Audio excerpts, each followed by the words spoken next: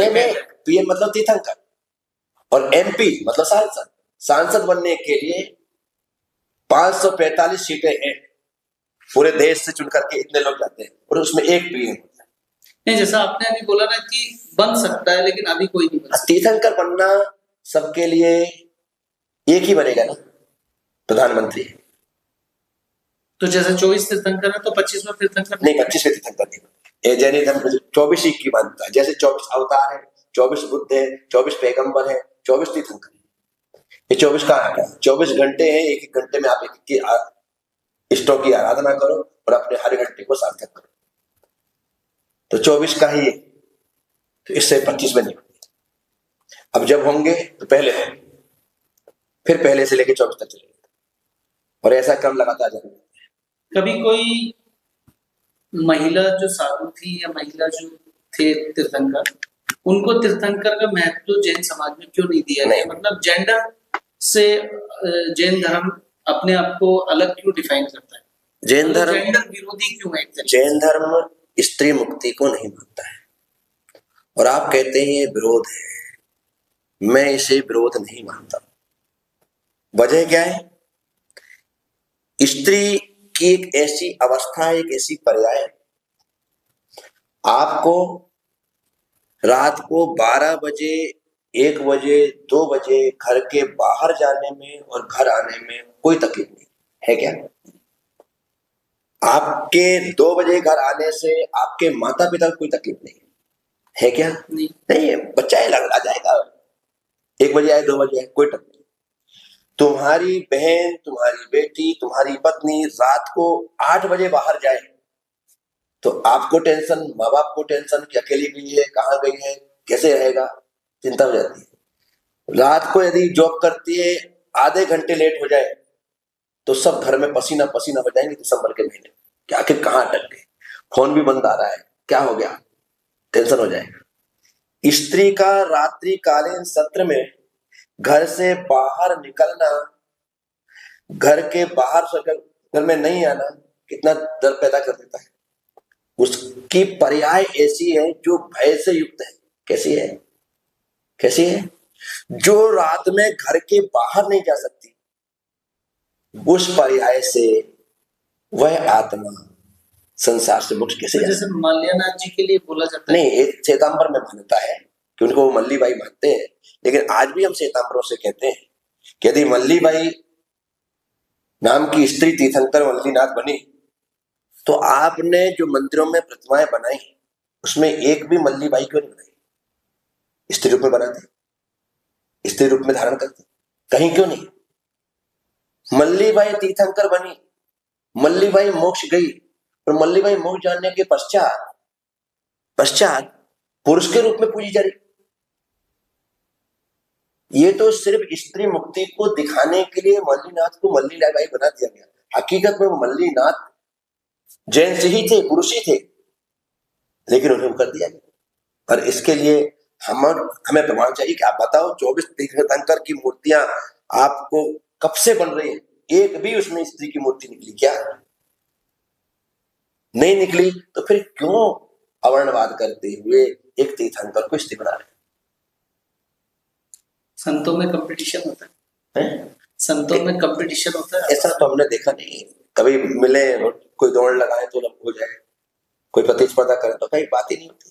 लेकिन जब भी हम साधु संतों से मिलते हैं, चाहे दिगंबर साधुओं से मिले, चाहे श्वेतांबर, जैसे मैं आगे बढ़ाता हूँ इसी जमाने में, जैसे कि आप फलाना संत उसका चतुर्मास बहुत भव्य हुआ, उससे कुछ भव्य अपना होना चाहिए। ये तो क्या है? वो संत है जिन्होंने 3 मंदिरों का निर्माण कर दिया, यार मैं 4 मंदिर का निर्माण करूँ, नहीं, तो इस तरह का कोई कंपटीशन, ये सोच अच्छी नहीं। यदि कोई साधु सोचता है तो ये प्रतिस्पर्धा, ये संन्यास जीवन में, साधना जीवन में कभी नहीं होना चाहिए, क्योंकि सबके अपने अपने पुण्य होते हैं, सबके अपने अपने कार्य करने के तरीके होते हैं। एक माँ के 4 बेटे होते हैं, एक आलीशान हवेली तैयार कर लेता है, एक अपने पुराने मकान में ही रहता है, एक फ्लैट में चला जाता है, और एक बेचारे किराए के मकान में रहता है, तो क्या करेगा? तो ये उसके पुण्य के साथ होगा ना। आज अनिल अंबानी, मुकेश अंबानी दोनों को देख लो, एक कहाँ है और एक कहाँ है, फर्क पड़ता नहीं पड़ता। तो इसलिए जो इस प्रकार के सोचता है, तो मुझे लगता है कि वो अपनी साधना से बहुत दूर है। क्या संतों में तनाव, टेंशन, स्ट्रेस, ये सब होता है? नहीं, ये मैं बोला ना आपसे, जिसने संतत्व का अनुभव नहीं किया वो सबसे ग्रसित हो सकता है, या फिर जो संसार के प्रति आकर्षित हो गया है संत होकर के, वो टेंशन में आ सकता है।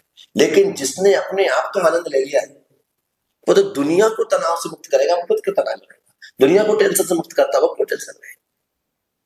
क्या जैन धर्म को शास्त्रों के साथ साथ शस्त्र की भी आवश्यकता रहती है, या आवश्यकता होनी चाहिए? क्योंकि हम अहिंसावादी हैं। बिल्कुल सही कह रहे हैं यार। लेकिन मैंने कई संतों से अभी सुना, वो लोग बोलते हैं कि शास्त्र भी जरूरी है तो शस्त्र भी जरूरत है। आप इसे कैसे देखते हैं? साधुओं के लिए शास्त्र, श्रावकों के लिए शास्त्र, लेकिन भगवान महावीर स्वामी ने 4 प्रकार की हिंसा बताई है: उद्योगी, विरोधी, आरंभी और संकल्पी। ये 4 प्रकार की हिंसा है। इसमें की हिंसा है विरोधी हिंसा। तो आप गृहस्थ जीवन जी रहे हैं, परिवार को लेकर के बैठे हैं, आप देश में हैं, देश की रक्षा के लिए हैं, तो इस अवसर पर, इस स्थिति पर, ऐसी अवस्था पर आपके लिए भगवान महावीर स्वामी ने शस्त्र को धारण करने की स्वीकृति प्रदान की है। लेकिन साधु शस्त्र को धारण नहीं करेगा। जैसे मान लीजिए कि एक साधु है जो कि अकेले जा रहे हैं और हम देखते हैं कई बार साधुओं पर हमला हो जाता है, तो उस साधु को उस वक्त क्या करना चाहिए? यदि मान लीजिए उसके पास में लकड़ी है या कोई हथियार है या कोई पत्थर है जो, तो उसको उठा के उसको उसी की भाषा में जवाब देना चाहिए, या उसको उसके सामने वाले से जो मार रहे हैं या जो भी करे उसको स्वीकार करना चाहिए? साधु है तो उसे उपसर्ग समझ करके सहन करेगा, उसका प्रतिकार नहीं करेगा। श्रावक का काम है उपसर्ग का दूर करना, श्रावक का काम है प्रतिकार करना। लेकिन जिसने साधुता धारण कर ली है वो ना लाठी का उपयोग करेगा, ना पत्थर का उपयोग करेगा, ना मुंह खोल करके गालियां देगा। चुपचाप ऐसी स्थिति में हाथ नीचे लटका करके या हाथ पे हाथ रख करके ध्यानस्थ हो जाएगा और संकल्प कर लेगा, जब तक मेरे उपसर्ग हो रहा है तब तक के लिए मेरे चारों प्रकार के आहार जल का त्याग और मैं संलेखना को स्वीकार करता हूँ। और उपसर्ग दूर हो जाएगा तो उसका फल उसी में जान चली जाएगी। तो संलेखना, उसने समाधि ले ली। यदि जान जाती है तो मुझे अपनी जान प्यारी नहीं है, मुझे अपना धर्म प्यारा है। मैं धर्म के लिए जान देने को तैयार हूं, लेकिन जान लेने को तैयार नहीं। एक चीज इसी में और जानना चाह रहा था मैं, जो हमारे तीर्थ हैं जैसे गिरनार हो गया, समेत शिखर जी हो गया, आजकल हिंदू लोग उन पर अपना तीर्थों पर क्लेम कर रहे हैं कि ये तीर्थ हमारे थे या हम इसको डेवलप कर रहे हैं, हम हमारे हिसाब से इसको देखते हैं। तो ऐसा इन सालों में जैन धर्म के तीर्थों पे, उनके ट्रस्ट में और उनकी मंदिरों पर दूसरे धर्मों की सरकारों की नजर क्यों पड़ रही है? और एक इस पे भी आप इतने बड़े संत हैं, एक अच्छा जवाब भी मैं चाहूंगा कि यदि हम लोग संख्या में कम हैं और यदि हमारे साथ भी इस तरीके से होता रहा तो हम कहाँ बचेंगे? जरूरत है आज जैनों को संगठित होने की। हम कम जरूर हैं लेकिन कमजोर नहीं। हमारे पास धन का बल भी है, बुद्धि बल भी है, और इन बल के सहारे हम सबका सामना कर सकते हैं। अब पिक्चर देखते हैं, मैंने भी बचपन में जो पिक्चरें देखी उस समय एक नायक खलनायक के साथ लगी हुई भीड़ को अकेला पछाड़ देता है। अकेला है ना वो, कितने लोगों को उसने, और ऐसे ऐसे लोगों को जो हथियार बंद है, उन लोगों को दंड मुसंड है, उन लोगों को, किसी को कोहनी से, किसी को घुटने से, किसी को सिर से, किसी को कैसे, सबको धराशायी करता चला जाता है एक नायक। ठीक है, इसी तरह से हम लोगों को ये सोच करके चलना पड़ेगा कि हम कम हैं तो इसका मतलब नहीं खत्म है। कम है लेकिन हम में दम है, कम है लेकिन हम में दम है। हाँ, हमारे तीर्थों पर, हमारी संपत्तियों पर लोगों की दृष्टियां हैं। यदि जैन समाज बराबर तरीके से जागृत होकर के संगठित हो जाए तो ना हमारे सम्मेद शिखर पर कोई अधिकार कर सकता है, ना गिरनार जी पर कर सकता है। हमारे संगठित ना होने की वजह से ही दूसरों की दृष्टि आती है। उदाहरण के तौर पर आपकी पैतृक जमीन पड़ी थी और आपके पिताजी ने आपको बताया नहीं, आपने भी कभी पूछा नहीं। उस जमीन पर पास के जमीन वालों ने धीरे से खेती कर ली, खेती करते करते आगे बढ़ गए, पूरी जोतने लगे, करने लगे। एक दिन तार फेंसिंग कर दी, समय गुजरा, आपके बच्चे बड़े हो गए, पिताजी नहीं रहे। उस समय आपने कागज देखे, अरे ये खसरा नंबर तो ये जमीन अपनी है। जब आप वहां पर जाकर के देखते हो, जमीन तो आपकी होती है लेकिन अब अधिकार आपका नहीं। तो ऐसा क्यों हुआ? क्योंकि आपने ना पिताजी से पूछा, ना पिताजी ने आपको बताया, और वो संपत्ति आपके हाथ से। अब आप केस लड़ते रहो, कोर्ट के चक्कर लगाते रहो, मिले नहीं मिले बात की बात है। इसी प्रकार से हमारी जो संपत्तियां थी उन पर उस समय ना हमारे पिताजी ने ध्यान दिया, ना हमारे दादाजी ने ध्यान दिया, ना उनके बच्चों ने ध्यान दिया, और उस समय अन्य लोगों ने उन पर अनधिकृत कब्जा कर दिया, और आज उसका ही खामियाजा हमें भुगतना पड़ रहा है। मैं कहता हूं जो चला गया उसे वापस लाने की लड़ाई लड़ते रहो, लेकिन जो है उसे आज सुरक्षित रखो, तो कोई भी तुम्हारी संपत्ति पर, तुम्हारे तीर्थों पर, तुम्हारे धर्मायतनों पर अनधिकृत अधिकार नहीं कर सकता है, कब्जा नहीं कर सकता।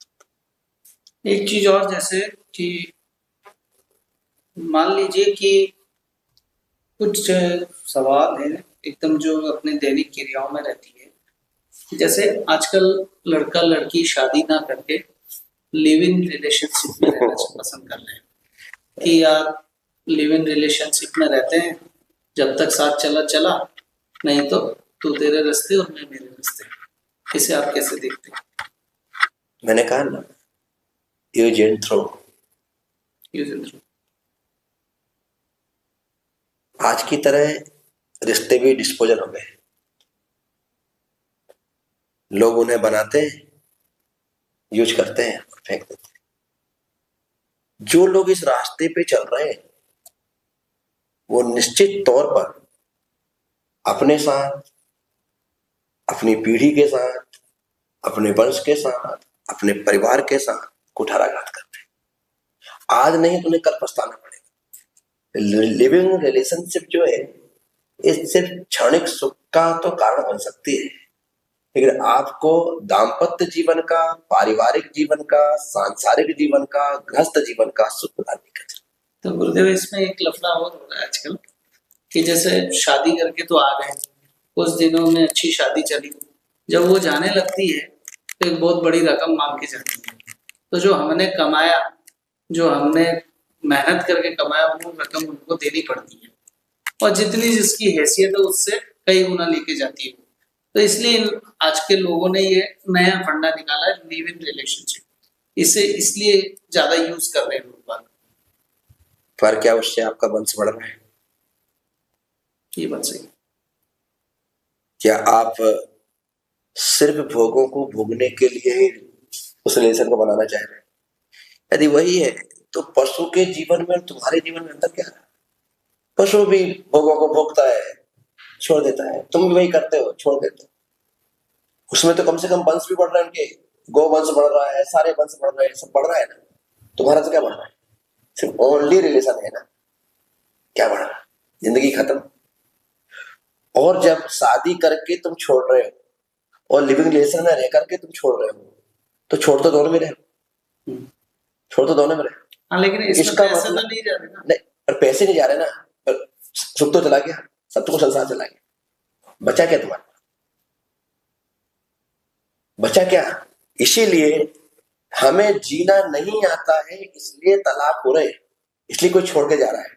यदि हम दोनों एक दूसरे को समझना प्रारंभ कर दें तो हमारे माता पिता ने शादी के बाद 50-60 साल जिंदगी जी है, 4-4 8-8 बच्चों को जन्म दिया है, और एक दिन भी ऐसा भाव नहीं आया कि हम छोड़कर जाने वाले हैं। आज क्या है कि दोनों कमाने वाले होते हैं, दोनों का अपना अहंकार होता है, और जरा सी खटपट होती है तुरंत हम छोड़ने को तैयार हो जाते हैं। तो ये जो समय चल रहा है ये बहुत गलत समय है, और जो लोग एकदम से इस रिश्ते को खत्म करना चाहते हैं, मैं तो अभिभावकों से कहता हूँ, माता पिता से कहता हूँ, समाज के लोगों से कहता हूँ, और आपस में तलाक देने के तैयार बैठे हुए उन लड़के लड़कियों से कहता हूँ कि ये रास्ता मत अपनाओ, तुम्हारा जीवन नरक बनने वाला है। तुम छोड़ दोगे तो नरक बनेगा, वो छोड़ करके जाएगी तो नरक बनेगा, उसका जीवन भी खत्म, तुम्हारा जीवन भी खत्म।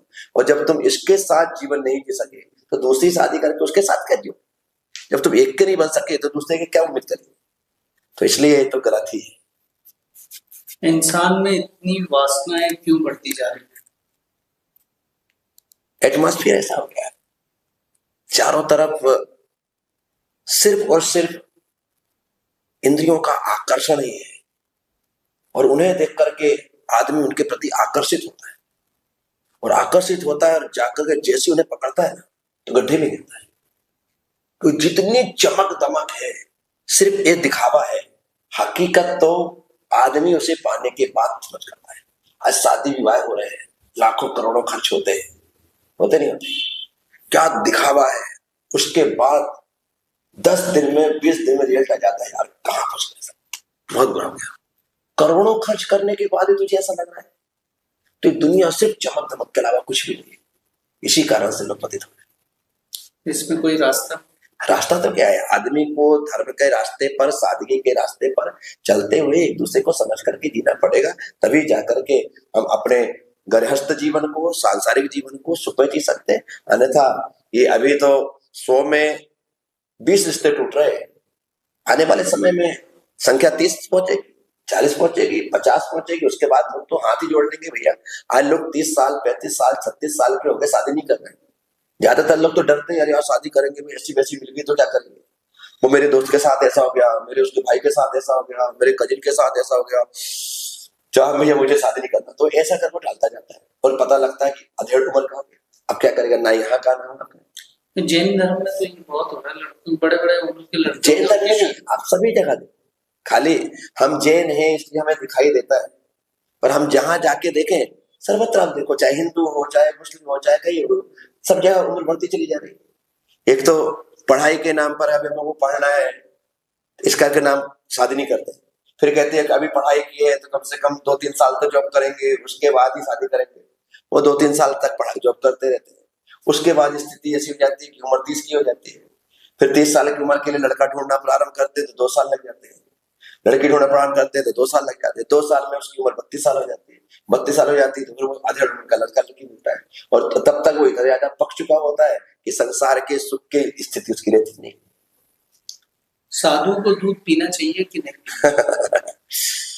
क्यों? कहीं ना कहीं से दूध यदि हम पीते हैं तो वीर्य का निर्माण होता है, एक वीर्य साधु की तपस्या में मुझे लगता है ये बाधक है। बहुत बढ़िया। तो आपके हिसाब से इस पे क्या राय है आपकी? 24 तीर्थंकर हुए, और 24 तीर्थंकरों में से भगवान ऋषभदेव को छोड़कर 23 तीर्थंकरों ने अपने दीक्षा के बाद की पारणा क्षीरान्न से की। किससे की? दूध से की, खीर से की। कोई तो कहते हैं ना कि करने के से भगवान ऋषभदेव ने करने का रस लिया 3 अंजलि, उसके बाद 23 अजितनाथ से लेकर महावीर स्वामी सबने दूध से। जो लोग विगन वाले हैं वे कहते हैं मिल्क प्रोडक्ट जो है वो यूज नहीं करना चाहिए। पहली बात तो ये कि दूध रक्त है या रस है, मैं आपसे पूछता। रस है। इसी कारण से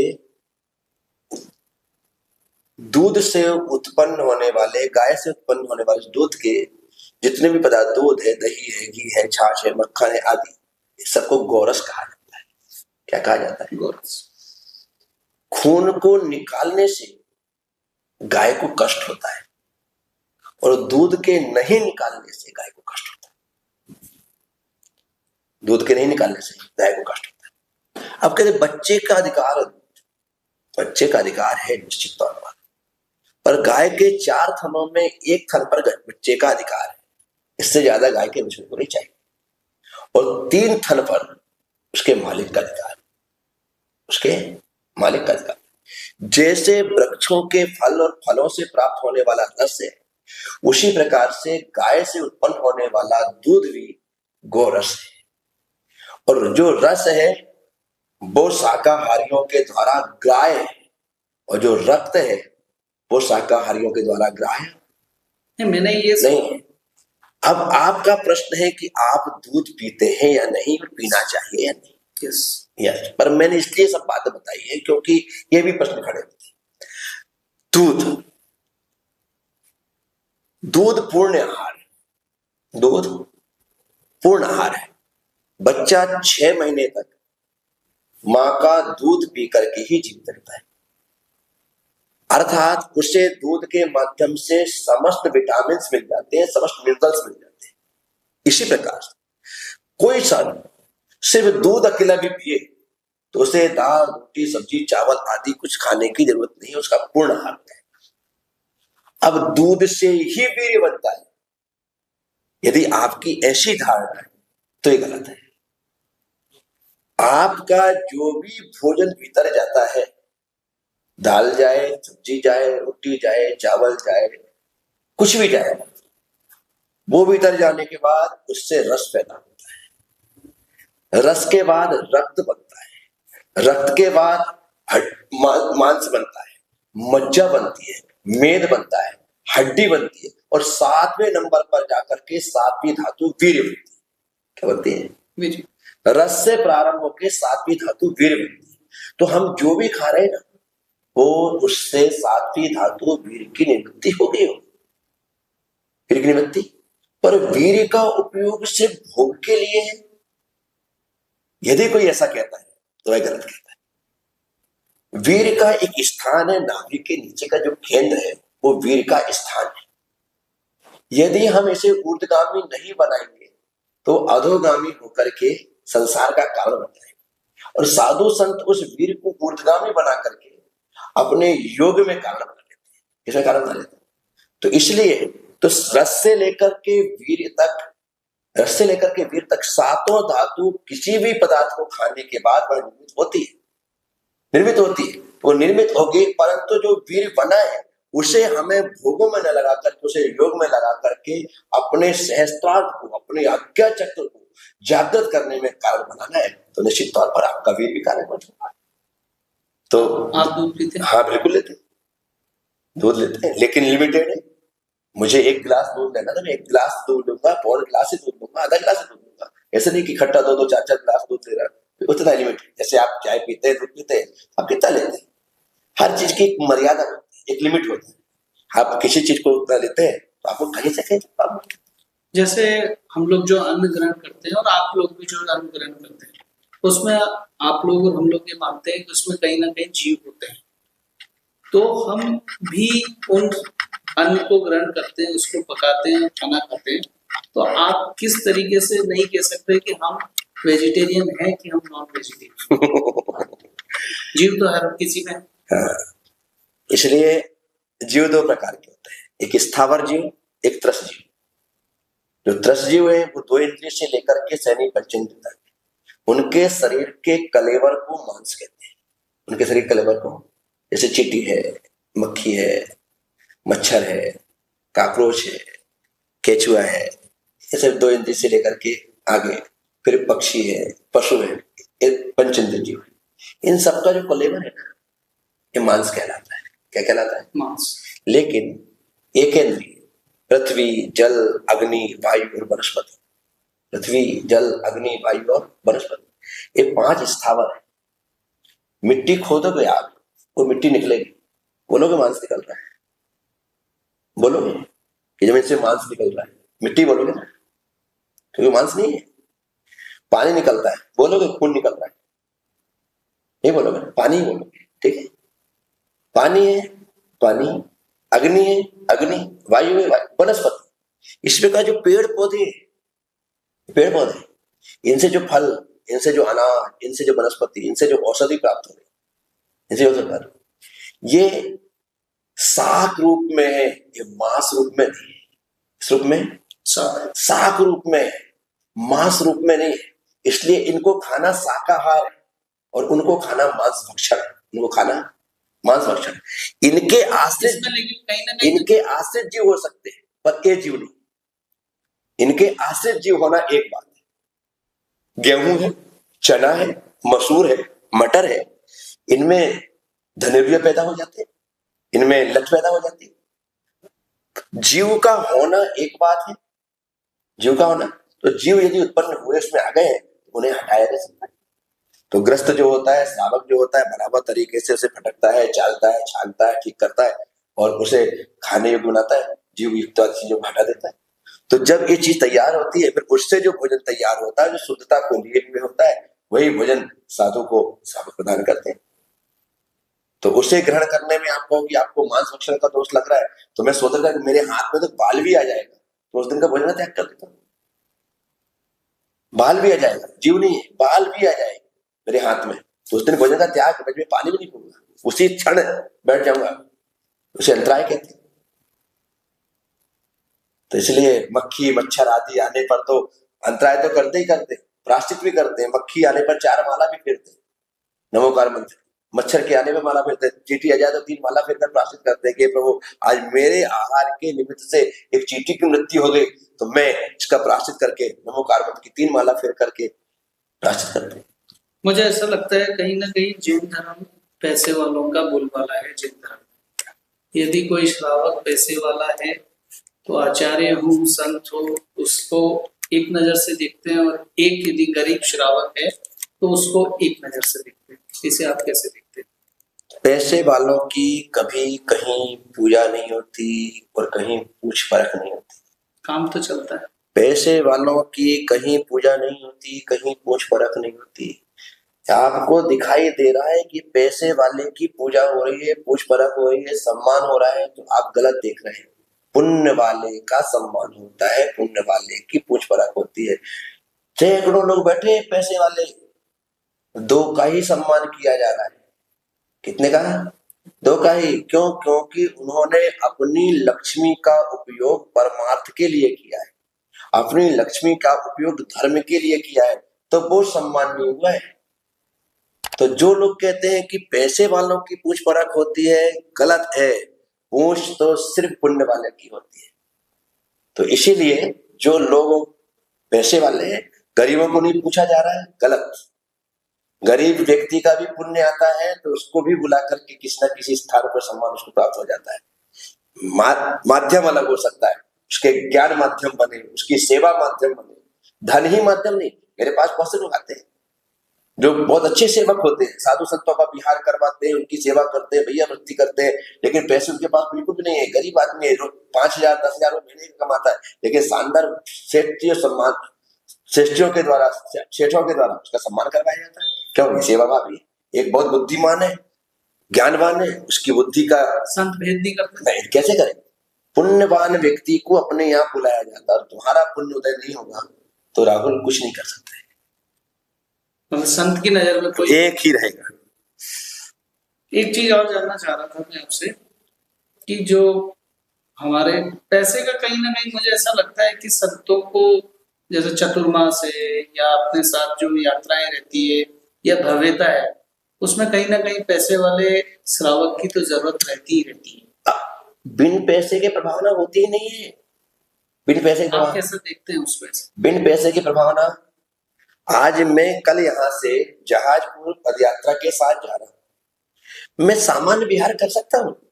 मैं सामान्य विहार, मैं मेरा संग अपना पीछे कमंडल उठाए और चले, मेरे साथ 4 लोग चलेंगे, विहार हो जाए।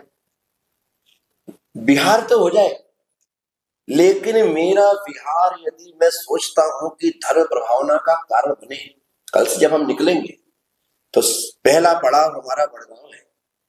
वहां पर बराबर तरीके से धर्म सभा होगी, गांव के समस्त लोगों को वहां पर बुलाया जाएगा, उनको शाकाहार के संबंध में समझाया जाएगा, व्यसन मुक्ति के संबंध में समझाया जाएगा, उनको संकल्प दिलवाए जाएंगे, संकल्प पत्र भरे जाएंगे, सब लोगों को आगे बढ़ाया जाएगा। तो इसके लिए करना पड़ेगा, क्योंकि दुनिया दुनिया ये ताम झाम देख करके ही आकर्षित होती है।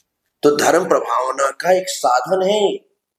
जिन धर्म को, जिन शासन को जन जन तक पहुंचाने के लिए यदि हमने ऐसा नहीं किया, ऐसे अकेले निकल गए, उसमें खर्च नहीं होगा, मैं मानता हूं, लेकिन खर्च करने के बाद हमारे धर्म की वृद्धि हो रही है तो व्यक्ति को खर्च करना चाहिए। एक दान की बात चल रही है, एक मंदिर में दिया हुआ दान और एक यदि गरीब को खाना खिलाना, कोई भूखा है उसे हमने खाना खिला दिया, तो दोनों दान में से कौन सा? दोनों दान जरूरी होते हैं, महत्वपूर्ण। हाँ, दोनों दान जरूरी होते हैं।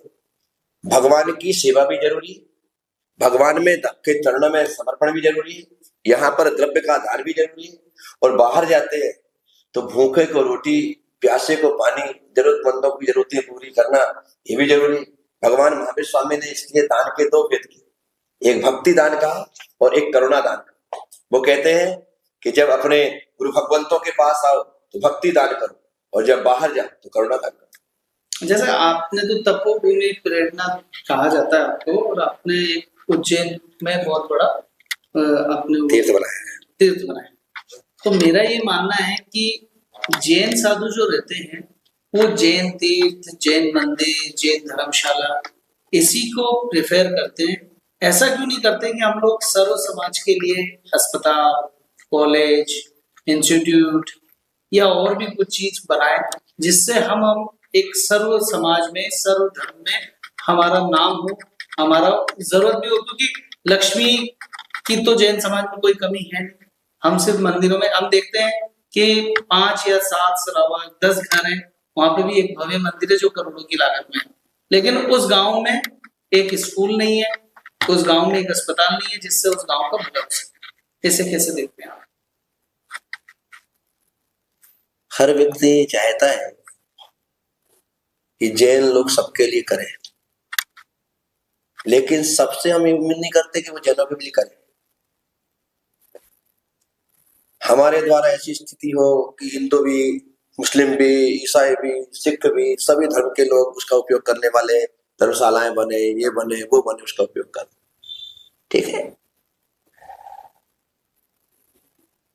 मंदिरों की जरूरत है, मंदिर बनते हैं। आज की तारीख में 16,000 गौशालाओं में 12,000 गौशाला जैन समाज चलाती है। ये मैंने देखा, कई साधु संत यही उदाहरण देते हैं। उदाहरण नहीं देते? नहीं, मैं ये कह रहा हूँ कि उस गांव में 10 घर जैन के, 12,000 गौशालाएं जैन समाज चलाती है। आज आप कहते हैं कि जैन स्कूल, औषधालय, हर गांव में सरकार भी स्कूल नहीं बनाती, वो भी पॉपुलेशन देखती है कि हाई स्कूल की जरूरत है। हर जगह पर कॉलेज नहीं होता, सरकार भी देखती है कि यहाँ कॉलेज की जरूरत नहीं है। जिला स्तर पर हॉस्पिटल होता है, जिला स्तर पर बड़े स्कूल होते हैं, सब कुछ होता है। इसी प्रकार से आप जिला स्तर पर, आज कोटा जिला में बैठे हैं, कोटा जिला स्तर पर आप देखोगे कि जैन समाज के द्वारा कितनी संस्थाएं संचालित है, तो आपको लगेगा, अभी आपको क्या दिखाई दे रहा है कि जहां 8 घर की समाज है वहां पर भी बड़ा मंदिर है, वहां पर बड़ा मंदिर। अरे भाई, जहां पर 8 घर की समाज है, जहां 200 घर का, 400 घर का ही गांव पूरा का पूरा है, पूरा गांव, वहां भी सरकार ने एक आंगनबाड़ी खोल रखी। सरकार को बोलो यहाँ कॉलेज खोले, बोलो। नहीं, आपकी बात मान ली मैंने, मानना ही पड़ेगी। आपकी बात मानता हूँ मैं, क्यों? लेकिन मेरा फिर आपसे यही सवाल है, उसकी जगह यदि हम अस्पताल बना लें तो क्या दिक्कत है? दिक्कत ये है कि वहां अस्पताल नहीं चलेगा, वहां पर डॉक्टर मिलेंगे ना नर्स मिलेगी ना कोई नहीं मिलने वाला। गाँव में कौन बैठेगा? आज की तारीख में गाँवों में स्कूल भी खुल जाते हैं तो वहां पढ़ाने वाले नहीं मिलते, आपको हायर करना पड़ेगा। जो हायर करेंगे तो कोटा से यदि मैं स्कूल खोल देता हूँ झालावाड़ के आगे, झालावाड़ के आगे स्कूल डाल देता हूँ 20 किलोमीटर दूर पर, जहां पर स्कूल तो है, आसपास के लोग भी आ रहे हैं, लेकिन जो पढ़ाने वाले हैं उनको कोटा से हायर करना है, उनको जेल से बुलाना है, वो रोज अप डाउन करेंगे, रोज अप डाउन करेंगे। और फिर एक दिन ऐसा आएगा कि भैया तो लेट ही आ जाते हैं, हो ही नहीं पाता, कभी आ ही नहीं पाते, इस पूरी व्यवस्था बिगड़ रही है। फिर लगता है कि काम करते हैं अपन झालरा पाटन से ले लेते। चलिए अपन इस सवाल को मैं अलग तरीके से पूछता हूँ आपसे। जैसे मान लीजिए बड़ी सिटी में एक अच्छा हॉस्पिटल खोल दिया आपने, जैसे कैंसर बहुत ज्यादा फैल रहा है, हाँ। और एक कैंसर अपन ने अस्पताल खोल दिया बड़ी सिटी के हिसाब से। बिल्कुल सही कहा। वहाँ यदि हमने 20 करोड़ का मंदिर ना बना के एक अस्पताल बनाया, हाँ। तो उसमें तो कोई ऑब्जेक्शन बिल्कुल नहीं, ये तो बन रहे हैं, वही पूछना चाहता हूँ। जगह जगह काम हो रहे हैं, हमें आलोचना वही कर रहे जैन हैं। समाज यही पूछना चाहता हूँ। आचार्य श्री विद्यासागर जी महाराज ने जगह जगह काम किया, हमारे गुरुदेव उत्तर सागर जी महाराज ने कुचबिहार में शानदार एक स्थान बनाया, स्कूल भी बनाया, कॉलेज भी बनाया, यही सब चल रहा है, जगह जगह काम चालू है। जैसा मैंने आपको देखा कि आपका लक्ष्य बहुत जबरदस्त है कि 1 करोड़ पेड़ वृक्ष, लगाने, हाँ। वृक्ष लगाने का। तो एक आप सर्व समाज के लिए काम कर रहे हैं, प्रदूषण कम हो रहा है उससे, एक सोसाइटी के लिए काम कर रहे हैं जो कि जैन समाज के लिए नहीं है। 1 करोड़ वृक्ष जब लगेंगे तो उसमें कोटा के हर लोग को या कोई भी शहर में है तो उसको हर जगह अपने आप को स्वच्छ हवा मिलेगी। तो एक आप सब समाज के लिए कर रहे हैं, मैं यही जानना चाह रहा था। काम चल रहे हैं, कम ज्यादा हो सकते हैं पर काम बराबर जारी है। अब हम अंतिम दौर में हैं, कुछ व्यक्तिगत लोगों के बारे में आपकी राय जानना चाहता हूँ, जिसमें सर्वप्रथम है भगवान महावीर स्वामी के बारे में। भगवान महावीर स्वामी तो मेरे आदर्श है, मेरे इष्ट है, मेरे आराध्य है, अंतिम शासन नायक है। आज उनकी ही मुद्रा मुझे प्राप्त है। मैं सौभाग्यशाली हूं कि मुझे भगवान महावीर स्वामी की इस श्रवण परंपरा में दीक्षित होने का, साधु बनने का, मुनि बनने का, साधना करने का अवसर मिला। तो भगवान महावीर स्वामी के लिए तो मैं आपसे चंद शब्दों में तो क्या जिंदगी भर भी बोलूं तो भी मेरे उद्गार कभी समाप्त नहीं होंगे। रावण के बारे में। रावण एक ऐसा व्यक्तित्व था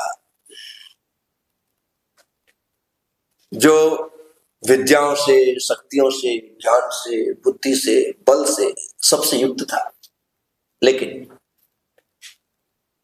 एक गलती हो गई और उस गलती की वजह से एक व्यक्ति पूरी तरह से गलत हो गया। लायक बनने के लिए जिंदगी लगती है, नालायक बनने के लिए क्षण है।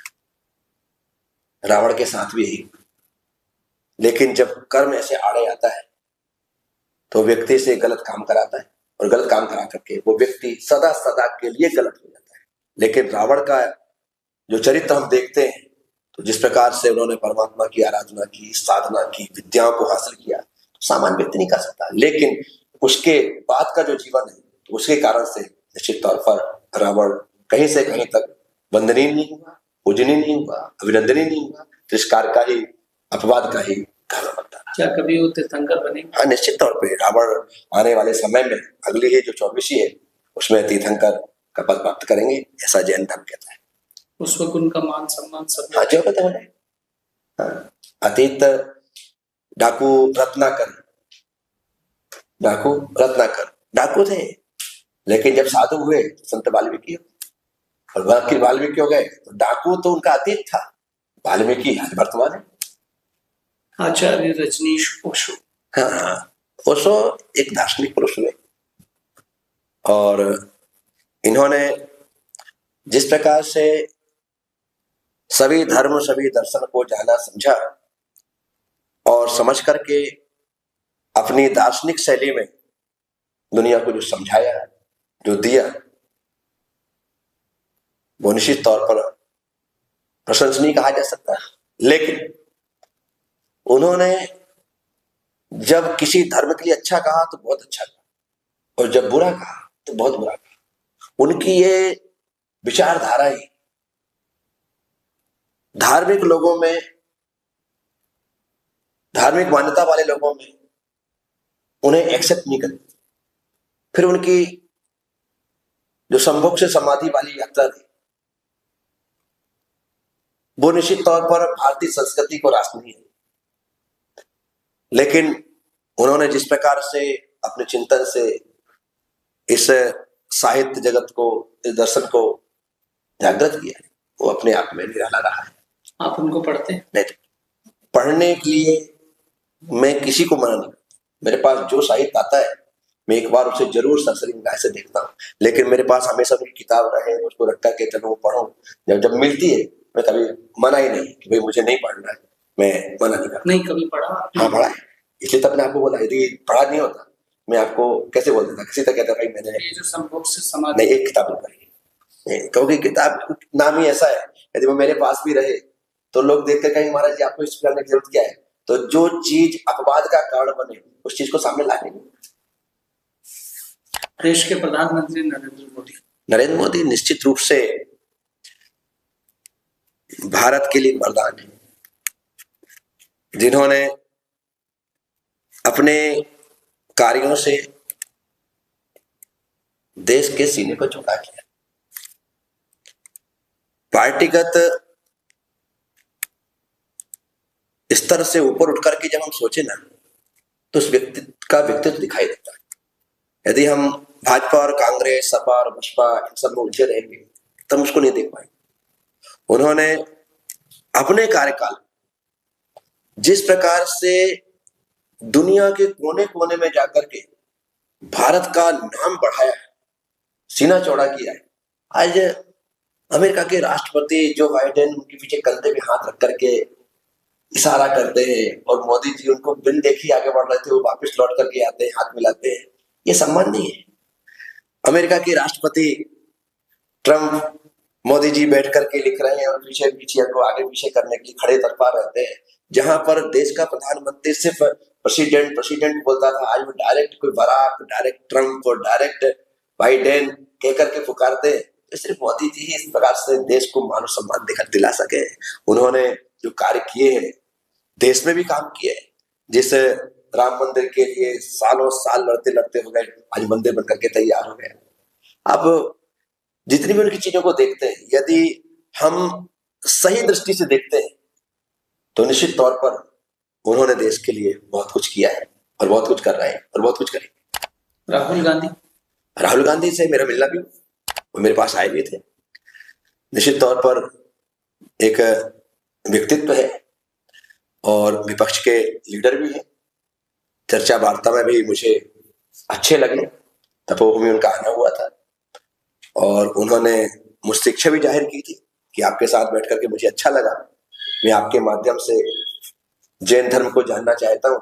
कभी आप दिल्ली आए और मुझे खबर करें तो मैं आपके पास बैठ करके जैन धर्म को सीखना चाहता हूँ। उन्होंने खुद अपनी इच्छा जाहिर की। उनका व्यक्तित्व आपको कैसा लगा? नहीं अच्छा है, कोई तकलीफ नहीं। जैसे उनके बारे में एक इमेज क्रिएट की जाती है कि वो पप्पू है। नहीं देखो, मेरा आधे घंटे का उनका मिलन था।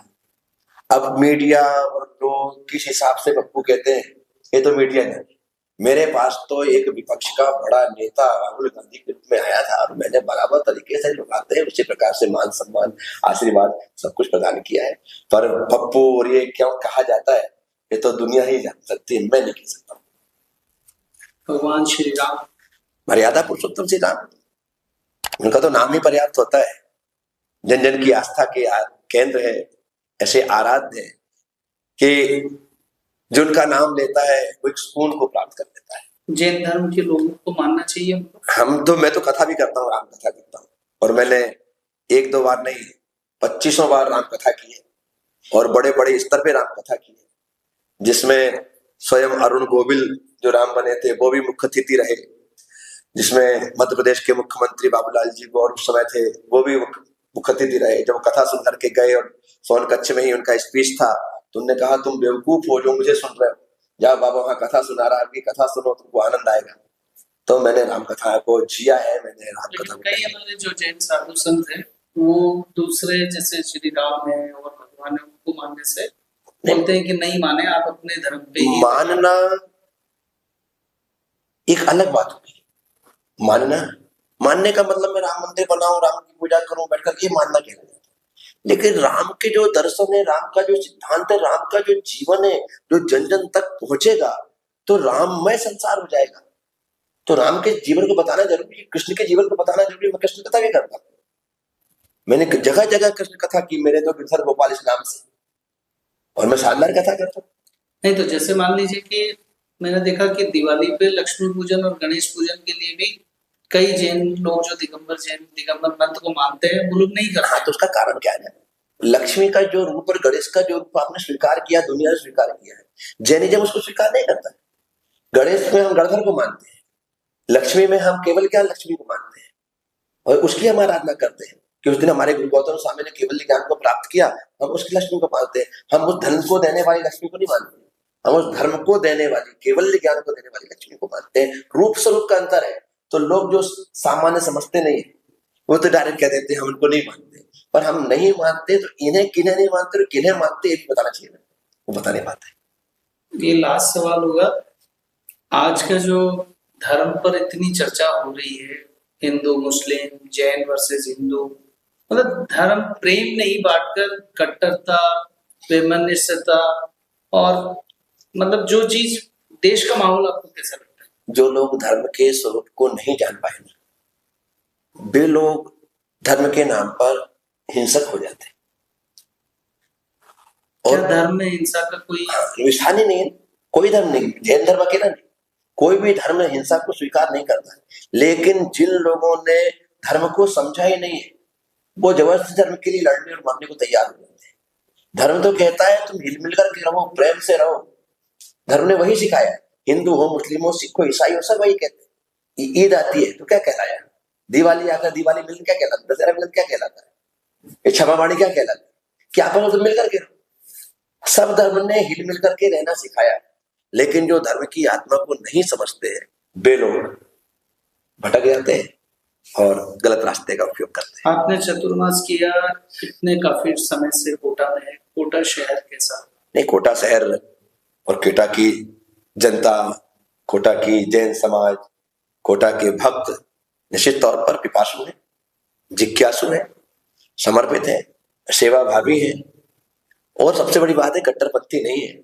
बराबर तरीके से सभी साधु संतों की सेवा शुश्रूषा करना मेरे मिशन, मेरा लक्ष्य 1 करोड़ वृक्ष, इसे गति देने में कोटा का बहुत बड़ा हाथ है, बहुत बड़ा सहयोग है।